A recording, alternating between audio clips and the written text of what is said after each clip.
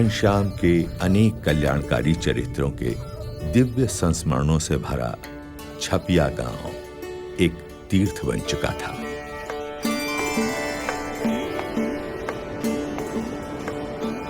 और आज अपने पावन स्पर्श से सरयू नदी को भी तीर्थत्व प्रदान करते हुए घनश्याम आ पहुंचे भगवान श्री राम की जन्मभूमि में।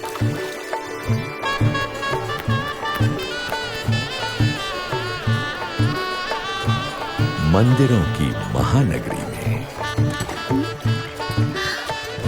पिताजी, वो देखिए, अयोध्या आ गई। इच्छाराम, देख, हम भगवान राम की नगरी अयोध्या में आ गए।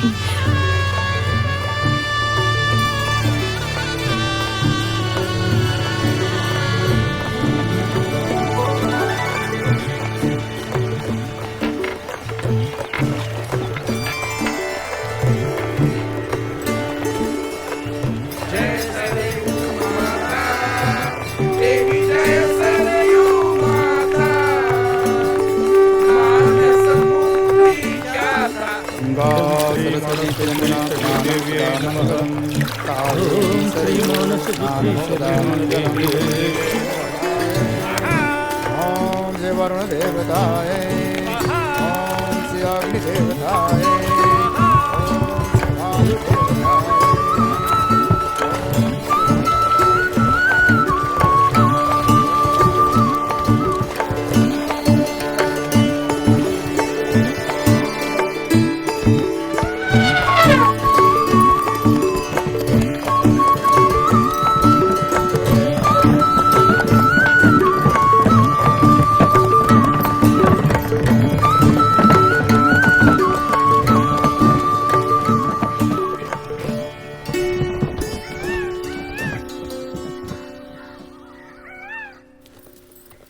अयोध्या में सपरिवार स्थायी होने के बाद पिता धर्मदेव जी स्वयं घनश्याम प्रभु को वेद उपनिषद आदि शास्त्रों की शिक्षा देने लगे और गणित व्याकरण आदि विषयों का अभ्यास करवाने के लिए उन्होंने पंडित हृदय राम को घनश्याम का अध्यापक नियुक्त किया। हृदय राम प्रतिदिन घर आकर घनश्याम को पढ़ाने लगे। घनश्याम की तीव्र मेधा एवं विलक्षण बुद्धि से अध्यापक हृदय राम हमेशा प्रभावित होते रहते थे। अभ्यास के दौरान कभी-कभी तो यह समझना भी मुश्किल हो जाता था कि अध्यापक कौन है और विद्यार्थी कौन है, कौन पढ़ रहा है और कौन पढ़ा रहा है।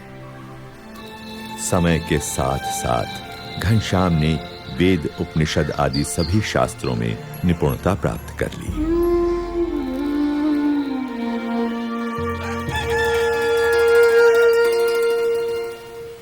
विद्या अध्ययन से पहले घनश्याम अपने नित्य कर्म का निष्ठापूर्वक पालन करते थे। ब्रह्मचर्य आश्रम का जैसे वे मूर्तिमान स्वरूप थे। ओम श्री हरमते नमः।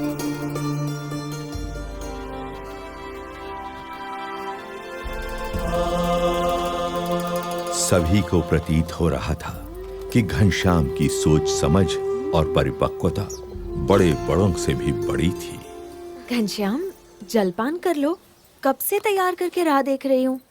भाभी, मुझे अभी भूख नहीं है। कैसे भूख नहीं है? सुबह से कुछ खाया नहीं। तुम तो जानती हो, मैं ठाकुर जी को भोग लगाकर ही प्रसाद लेता हूँ।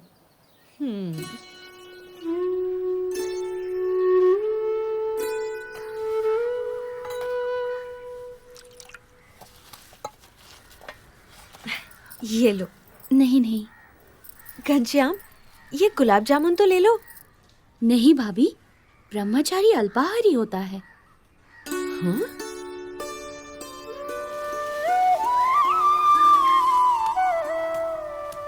ये क्या घनश्याम, जब विश्राम करने के लिए चारपाई है तो जमीन पर क्यों लेटे हो? पिताजी, ब्रह्मचर्याश्रम त्याग का आश्रम है। इस आश्रम में शरीर संयमित रखना चाहिए। ये भी तप है। इतनी बाल्यावस्था में इतने उच्च विचार। कितना असाधारण है यह बालक।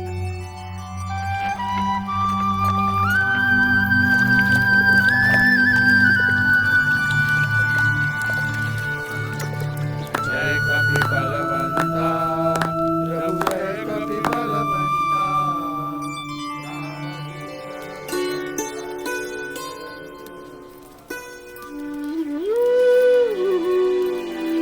प्रणाम घनश्याम। डालने के लिए ताली बोले लो।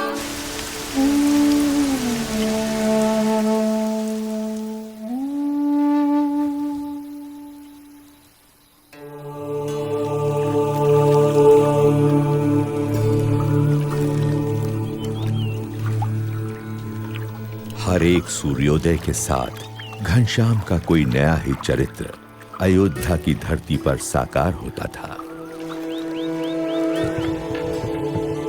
अयोध्यावासी भी दिन प्रतिदिन घनश्याम के दिव्य चरित्रों को देखने के लिए उत्सुक रहते थे।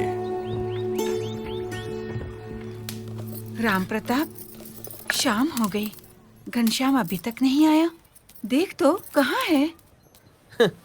होगा कहाँ, हनुमान घड़ी में बैठा होगा, राम कथा सुनता होगा, आ जाएगा। भगवान की कथा सुनने का उसे इतना शौक है कि बिना बुलाए नहीं आएगा। बोलना माँ ने मिठाई देने के लिए बुलाया है। हाँ। मजे घनश्याम करता है और ढूंढना मुझे पड़ता है।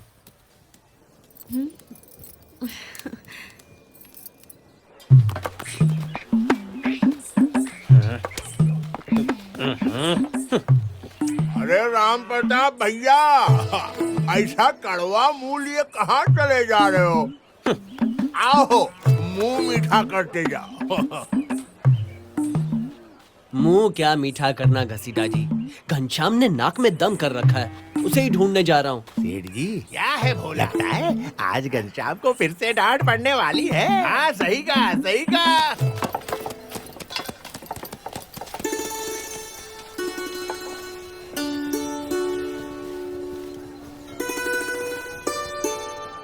उन्होंने कहा, हे जानकी मैया, मैं श्री राम जी का दूत हूँ। तो हनुमान जी ने अशोक वाटिका में जब सीता माता जी को राम जी का संदेश दे दिया, तब उनकी नजर पेड़ों पर गई जहाँ मीठे मीठे फल लगे थे। हनुमान जी के मुंह में पानी भर आया। वे सीता माता से बोले, माते, अगर आपकी अनुमति हो तो क्या मैं पेड़ों पर से ये मीठे फल ग्रहण कर सकता हूँ? घनश्याम, घर चलो, माँ ने बुलाया है। आज्ञा है। दाऊ, तुम दूसरे मंदिरों में दर्शन करके आओ, तब तक ये कथा पूरी हो जाएगी, तब चलूंगा। लेकिन माँ ने तुरंत आने को कहा है। मेरे प्यारे भैया, बस ये कथा पूरी सुन लेने दो। पेड़ों पर चढ़ गए। पक्का? और फल हाँ हाँ पक्का। फल खाते खाते पेड़ों को तोड़ने भी लगे। किंतु यशोदा मैया ने अपनी आंखों से इसको देख भी लिया है, इसलिए यशोदा मैया आज उसे दंड देने के लिए कुछ भी कर सकती हैं।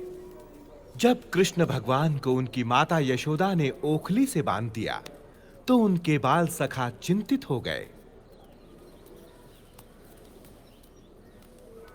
सोचने लगे कि अब क्या किया जाए। सब बाल सखा जोर जोर से रोने लगे।